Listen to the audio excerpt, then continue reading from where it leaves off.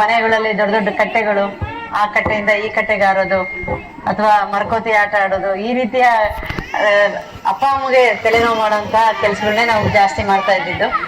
ಅದೇ ಇತ್ತೀಚಿನ ದಿನಗಳಲ್ಲಿ ಶಿಬಿರ ಅಂದ್ರೆ ಬೇಸಿಗೆ ಶಿಬಿರ ಅಂದ ತಕ್ಷಣ ಅದರಲ್ಲೂ 8ನೇ ಕ್ಲಾಸ್ 9ನೇ ಕ್ಲಾಸ್ 10ನೇ ಕ್ಲಾಸ್ ಇದ್ದ ಹುಡುಗರದ್ದು ಗೋಳು ನೋಡಕ್ ಆಗೋದಿಲ್ಲ.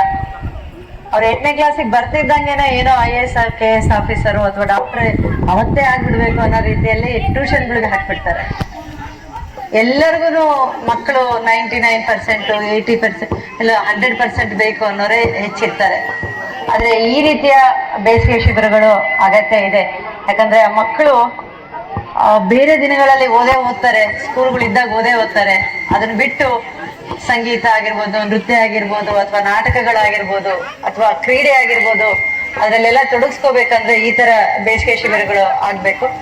ಹಾಗೆ ನಾವು ಹಡಗಲಿಯಲ್ಲಿ ನಿರಂತರವಾಗಿ ನಮ್ಮ ತಂದೆ MP ಪ್ರಕಾಶ್ ಅವರು ಇದ್ದಾಗಿಂದನೂ ಬೇಸಿಗೆ ಶಿಬಿರಗಳನ್ನ ಚಿನ್ನರ ಮೇಳ ಅಂತೇಳಿ ಮಾಡ್ತಾ ಇರ್ತೀವಿ. ಅದೇ ರೀತಿಯಲ್ಲಿ ಈ ವರ್ಷ ನಾವೇನು ಮಾಡಿಲ್ಲ, ಆದ್ರೂ ಕೂಡ ನಾವು ರೋಡಲ್ಲಿ ಹೋಗ್ತಿದ್ರು ಕೇಳ್ತಿರ್ತಾರೆ ಮಕ್ಕಳು, ಮೇಡಮ್ ಯಾವಾಗ ಮಾಡ್ತೀರಿ ಬೇಸಿಗೆ ಶಿಬಿರನ ಅಂತ. ಎಷ್ಟು ಉತ್ಸಾಹದಿಂದ ಇರ್ತಾರೆ ಮಕ್ಕಳು ಅಂದ್ರೆ, ಓದೋದಕ್ಕಿಂತ ಈ ರೀತಿಯ ಚಟುವಟಿಕೆಗಳಲ್ಲಿ ಅವರು ತೊಡಗಿಸ್ಕೊಳ್ಳೋದು ಅವ್ರಿಗೆ ಬಹಳ ಖುಷಿ ಆಗುತ್ತೆ. ಆ ರೀತಿಯ ಕೆಲಸವನ್ನ ಇಲ್ಲಿ ಚೇತನ್ ಅವರು ಏಕಲವ್ಯ ಸಂಘದಿಂದ ಮಾಡಿರ್ತಕ್ಕಂಥದ್ದು. 1 ತಿಂಗಳು ಏನು ಏಪ್ರಿಲ್ 1ನೇ ತಾರೀಕಿಂದ ಆರಂಭ ಮಾಡಿ ಇವತ್ತು ನೀವು ಅದನ್ನ ಸಮಾರೋಪ ಸಮಾರಂಭವನ್ನ ಇಟ್ಕೊಂಡಿದ್ದೀರಿ.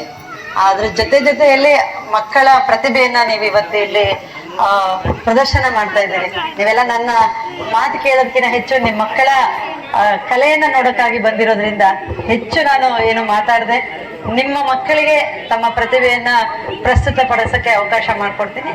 ಹಾಗೇನೆ ನನಗೆ ಇಲ್ಲಿ ಕರೆಸಿ ಮಾತಾಡೋಕ್ಕೆ ಅವಕಾಶ ಮಾಡಿಕೊಟ್ಟಿರ್ತಕ್ಕಂಥ ಏಕಲವ್ಯ ಸಂಘಟಕರಿಗೂ ಹಾಗೂ ವೇದಿಕೆ ಮೇಲೆ ಇರ್ತಕ್ಕಂಥ ಎಲ್ಲ ಕಲಾವಿದರಿಗೂ ನಾನು ಧನ್ಯವಾದಗಳನ್ನ ತಿಳಿಸ್ತೀನಿ. ನಮಸ್ತೆ.